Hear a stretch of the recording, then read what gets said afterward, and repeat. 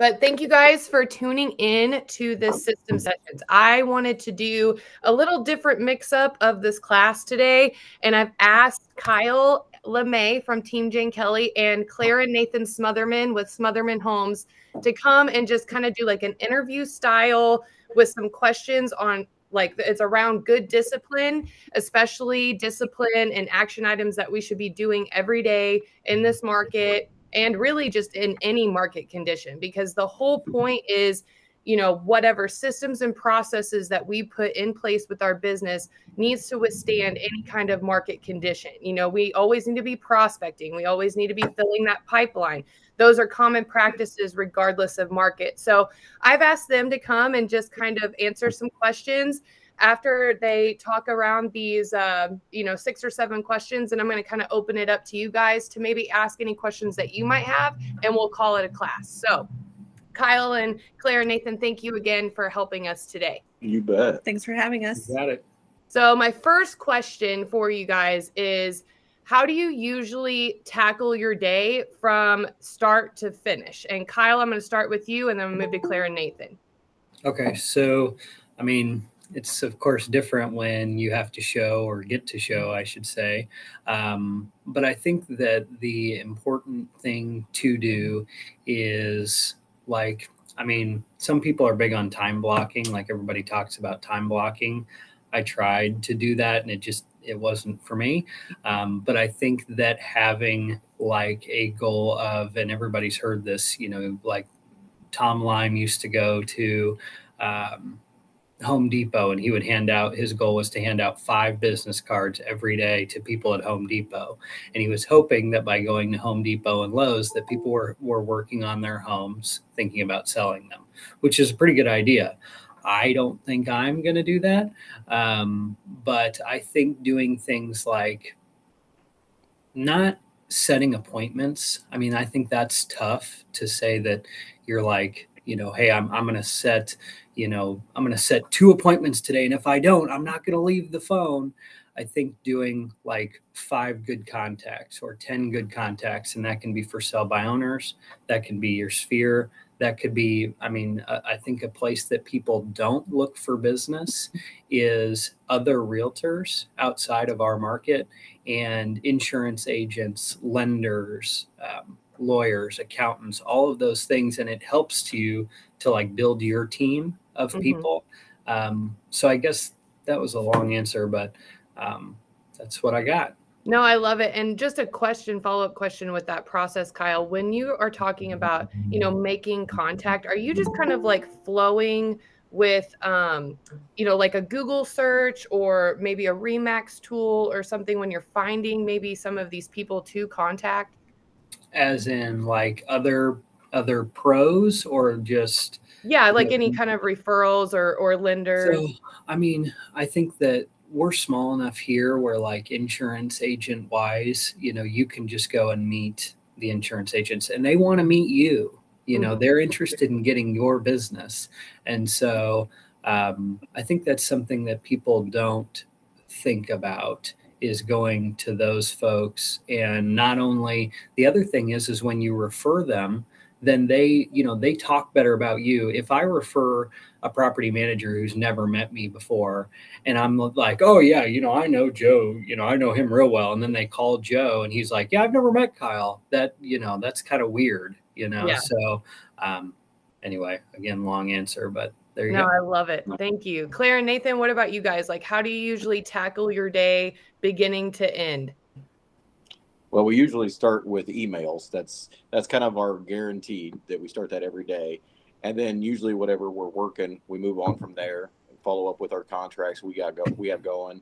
And then most of the time, middle of the day through evening is showings, because that's when people want to see houses, is when they're off work generally.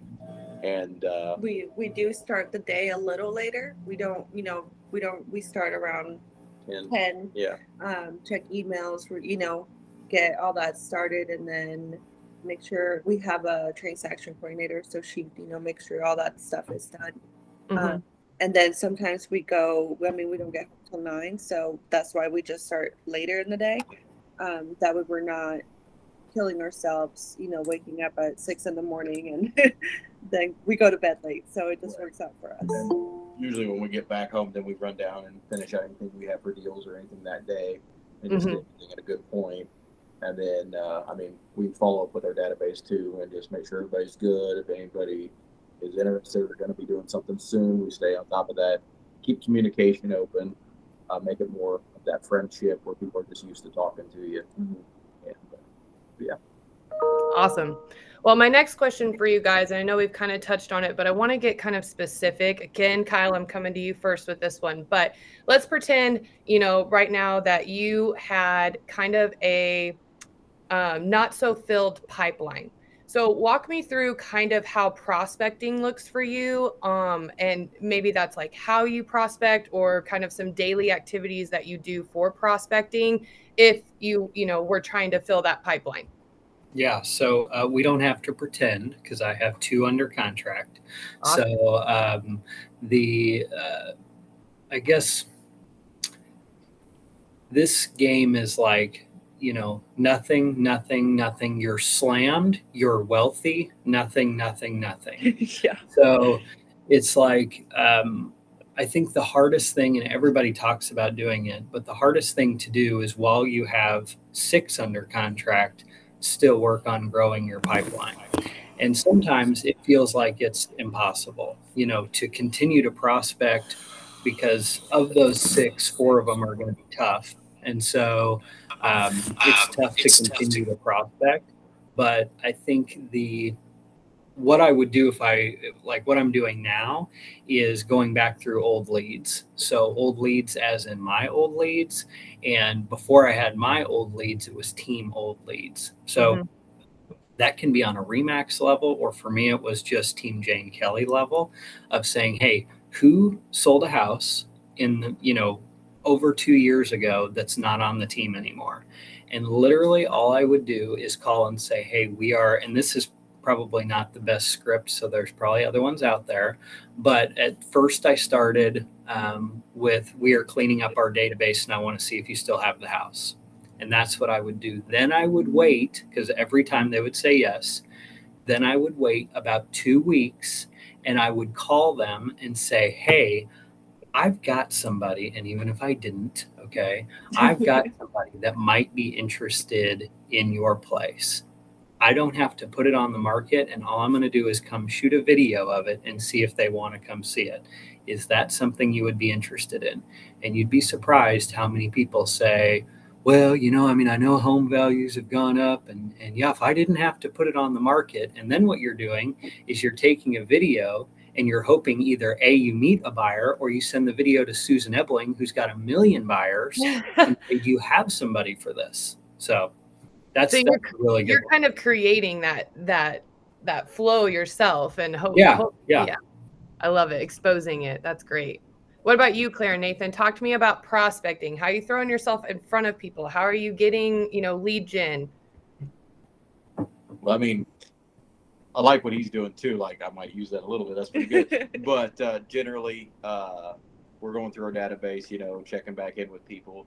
But I like to say we like to find them in the wild too. Just start a conversation with people, and we look at everyone as a opportunity. So anywhere, just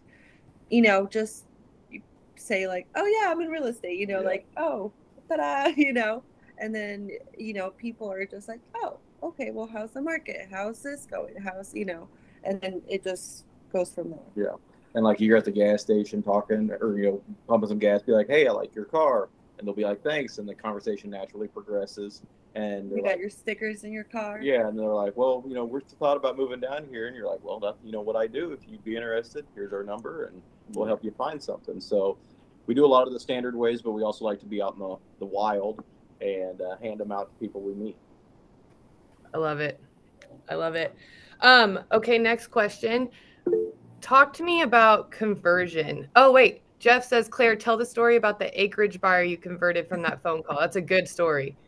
So I used to have a cleaning business and a personal assistant business. And that was about 3 years ago. Well, or like 4. Yeah, 3, 4, a while. And my sister now owns the business, so I still get the phone calls, and I'm always like, oh yeah, this is who you call, and I just give my sister's number. Well, the other day I got a call, and I was just like, oh yeah, my sister does the cleaning, but I do the real estate, just kind of being funny, putting it out there, not being like in your face, and I got a $400,000 lead looking for acreage. And, I don't know this lady, so we're starting the process, but, and I just, you need to keep in mind and be intentional about talking about real estate. Don't be just putting it in everyone's faces like, oh, I do real estate, pick me. No, just show them why they should pick you by your personality, by, customer service is everything, I think. Absolutely. So we've, covered like kind of day-to-day finding leads, lead generation, prospecting, especially if we don't have a full pipeline. Now I want to kind of ask about conversion. Like, you get the lead, you're working that lead. What are some good conversion tactics that you guys are using right now to keep them, less stressed, going through the process to the closing table? How often are you talking to, active clients that you're getting to the closing table? Like, what are some things in there that you guys are doing right now? Oh man, you're gonna make me give up the bread and butter. So, okay, so I will give a good example, and I can't believe I'm going to say this script. So, when I hold an open house, I hate asking for people's, oh, we need a sign-in sheet. Seller says we need a sign-in sheet. Everybody knows that's bullshit. So that didn't work for me. And maybe it does for other folks, but it was tough. So how I get people to, and I guess this is a roundabout way of answering your question, but this is good. So how I get people to give me their information at an open house is on the sign-in sheet. It says, hey, if there's an offer or a price reduction, I will text you. Other than that, you're not going to hear from us. That's the message. And that's the message after they've seen the house. And after we've already, it's not like you walk in the door and boom, I'm shoving this in your face. It's after you've seen the house. If they give you your information and they want to know about a price drop or if there's an offer, they're interested. There's some folks that they're just nosy neighbors and you don't even want to call them. You know what I mean? Other than, just building your 20,000 people database. But that's a good one for open houses. And then after that, what you do is, in this market, we were getting an offer immediately anyway, so we had an excuse to call everybody. But you send them that. Now you've opened the, pathway for communication. So then you just send them listings, and that's all I do for follow-up is send them listings. We looked at one, if it's right across the lake, anywhere, anything that's even close, and say, this is why I thought of you is because this house has X. And so that's what I do for buyers, and it works all the time. And I will just take a listing and I'll text it to 11 different people because 11 different people want a lakefront house with a view that's not on the main channel. And you'd be surprised how many people actually text back. And then for sellers, it's, it's the Tom Ferry, this market is bananas with banana emojis. Or again, hey, somebody that I know is looking for what you have. Let me come shoot a video. And if they, especially during Corona time, but it's not so much this anymore, but if they let you come in and take a video, one, they think you're really working it. So if they do think about selling, which this has happened to me, I guess twice now in 3 years, but if they do think about selling, they're going to call you because you've already shown that you have buyers. Every listing agent wants to know that you got buyers for their listing.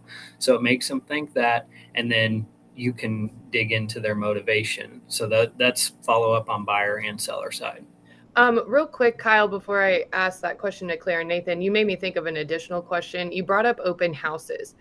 And I assume that you do open houses. How often do you do one, like a month or something? I mean, not so much anymore. I was doing a lot. And what other activity have you kind of replaced it with? Showing. The problem is you want to do the open houses on Fridays and Saturdays and Sundays when everybody wants to see homes. So it becomes tough to say, hey, I'm going to do an open house from 10 to 1 because you just blocked off your whole Saturday morning. You can't show somebody at 9. So you just blocked off your whole Saturday morning, hoping that nobody calls you at 9:30 and says they want to see this house at 11. So anyway, everybody knows that, but that's pretty much it. Okay. What about you, Claire and Nathan? Talk to me about just conversion, kind of different activities that you guys do, anything like that.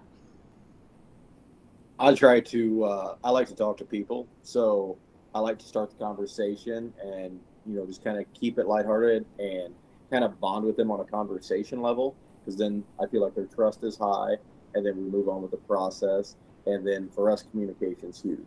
Even if there's no news, just stay in constant contact with our lead or our current buyers or sellers.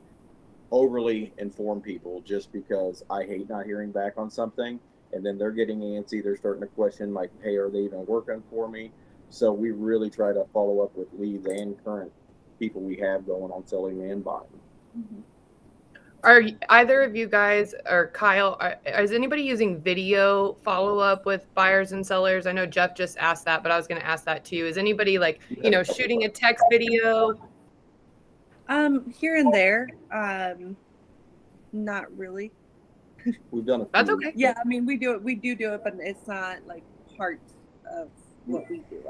I mean, we would probably do it more if we thought about it. But yeah. Okay. If they got an iPhone, yeah. I mean, I just send them the same video. It's just and I say iPhone because, every time you send and that's a quick tip, send your contact card every time, even if they're like 70 and you don't think they know what the contact card is, you send it, because it will allow for when you call, it will not throw your number in for spam. And it will show them when you're calling, it will show who's calling. So that's a great idea. Contact card, I know an iPhone will do that. Mm-hmm. So that's one thing that before I started doing it, I would call and people wouldn't answer, but they'd get right back to me after I left a message. And I believe my pickup rate was much better with folks after that. So, and we don't want to be a secret agent. I leave a message every single time. I don't even remember where I was going with that, but that was the video thing. So if they have an iPhone, I know it will come through. On some Androids, I know people like my video looks like this, like it starts with me like this. So they think that I'm sending a picture of myself waving. So that didn't go well. So now I just do it to people with iPhones, but I don't know, maybe that's a mistake. So anyway. Mm-hmm.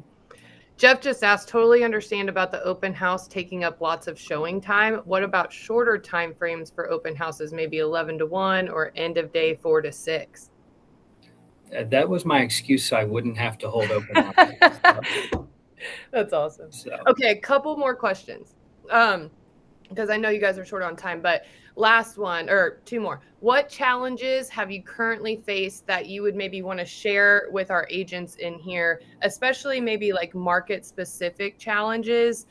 Because, everything's moving so fast. We may still be dealing with some multiple offer situations. Just something that maybe you've picked up in the field that you were like, ooh, I'm going to use this every time right now. I think the biggest challenge I've ran into lately is other agents getting back to you in a timely manner. But I mean, I don't really know the correction for that other than just keep hounding them. I had one the other day that we were really waiting to find out, hadn't heard. And finally, we know them outside of work life. And I messaged her husband and I'm like, hey, can you have her get a hold of me? And then I finally got a hold of her and she was like, hey, I was getting ready to text you. Like, okay, well, we need to know. So communication's been a big issue as far as getting done with deals. Or getting an offer accepted, whatever, just communication. Yeah, that one is challenging right now. I know for sure. What about you, Kyle? Yeah, realtors suck. So I think the hardest thing right now is sellers thinking that it's still a super hot market and wanting to list ridiculously high. And also, we don't know. we don't know if we've hit the peak and if now we're at the floor. We don't know where it's at. So, one thing that I do tell folks is like another Tom Ferry thing where he says there's 3 different markets. Well, he says buy, invest, buy, primary investment and renting are 3 different markets that he talks about. Well, we have 3 different markets. We have lakefront home, lakefront condo, and off water. And so I will explain, like, if you have an off-water home that's $200,000, you're going to get 10 offers. If you have an on-water home that's $2 million, you're not. So trying to make it, because they've heard everyone talk about, oh, well, my lake house, I sold it for 400 and I got 12 offers. That's because it had deep water and was at 400,000. You're at 800 in the back of a cove.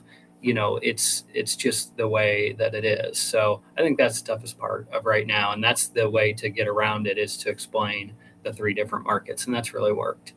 So 3 different markets, and then also kind of some topography issues or dock envelope, or, to get them to kind of understand that it's not a comparable as much as they think it might be. Right. Exactly.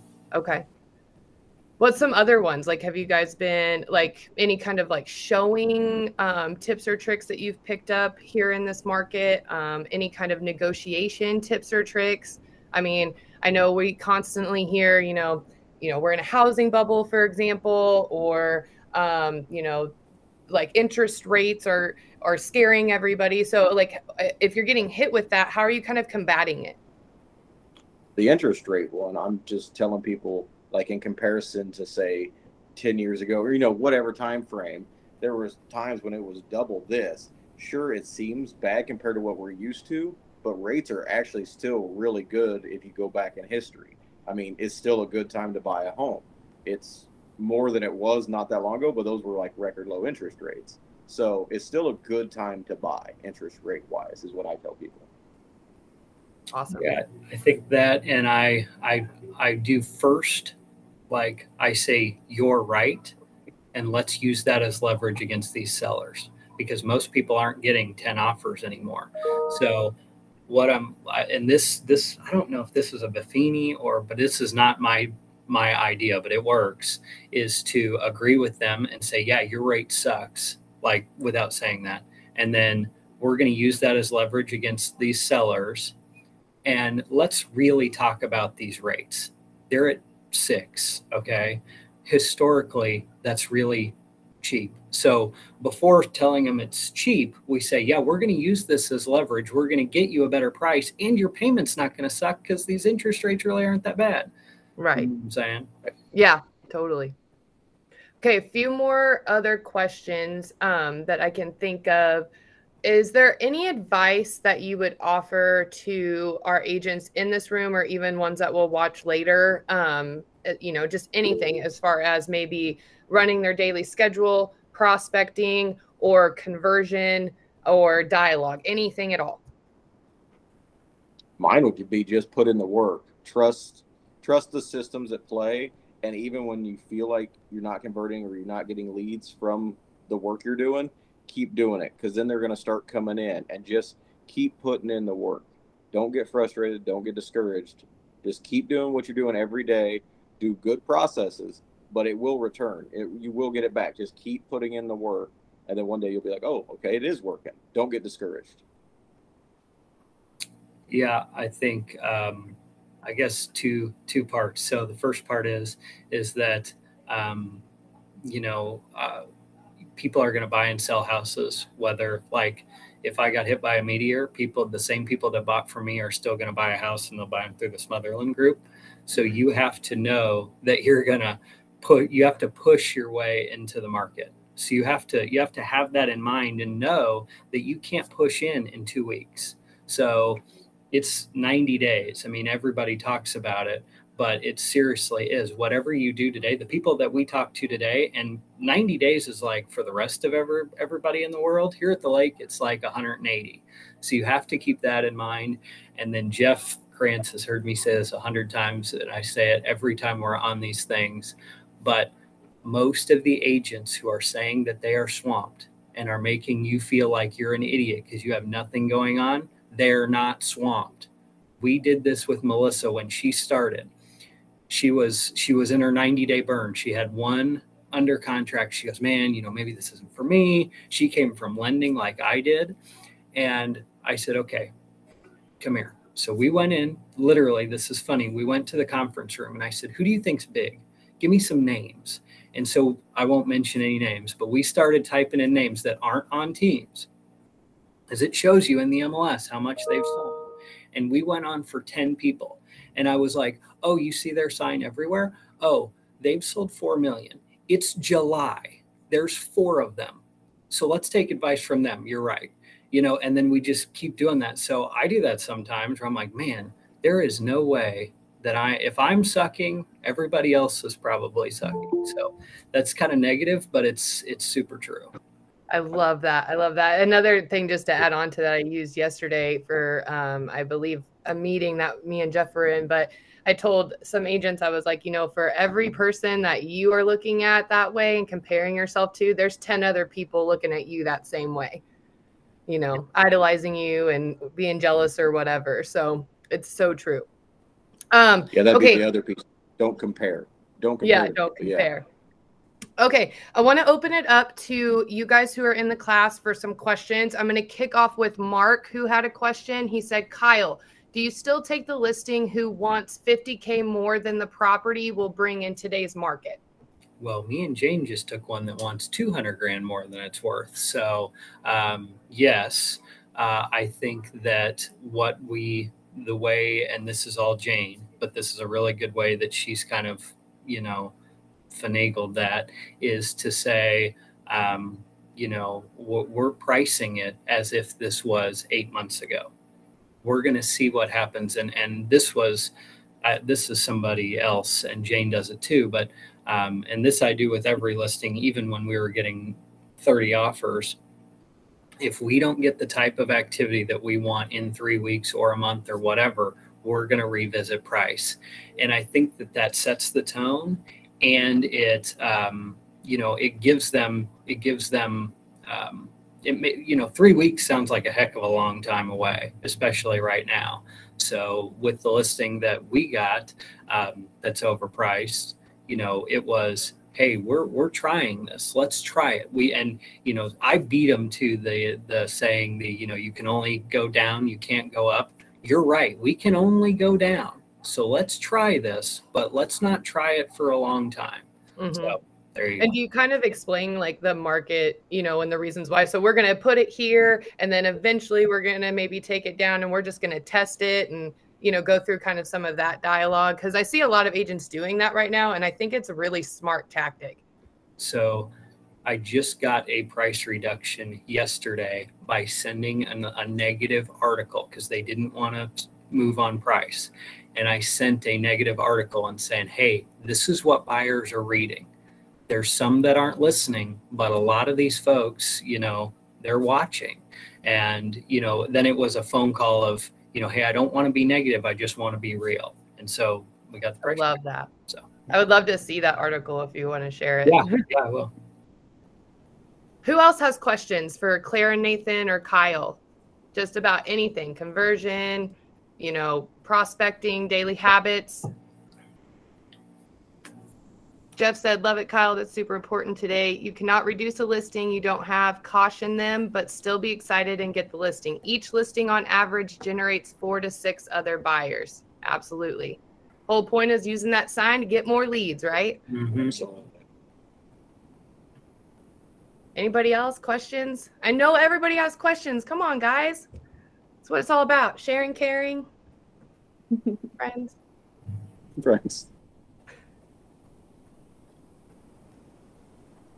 Alrighty. Well, I appreciate you, Kyle and Claire and Nathan. You guys are awesome. I think Jeff has something. What's going on? What is he?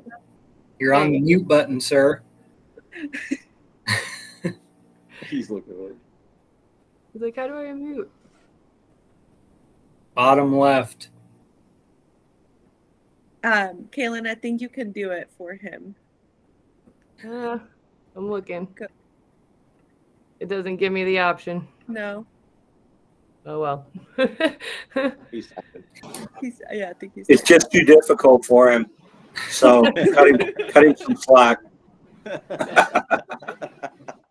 Well, thank you so much, guys. Again, if you think of anything, reach out to any of them, or Kyle, Claire, and Nathan. They'd be happy to help. And you know, tell your office, like, if you got something from this video, or you know, other agents, tell them to watch it. You know, we love to share ideas and help others in our company, and that's what it's all about. So I appreciate it. Can I ask Kyle one last question? Of course. Kyle, what percentage was that 200,000? Was that, you know, was it a $2 million property and it was 10% higher than the market would bring? What percentage was that?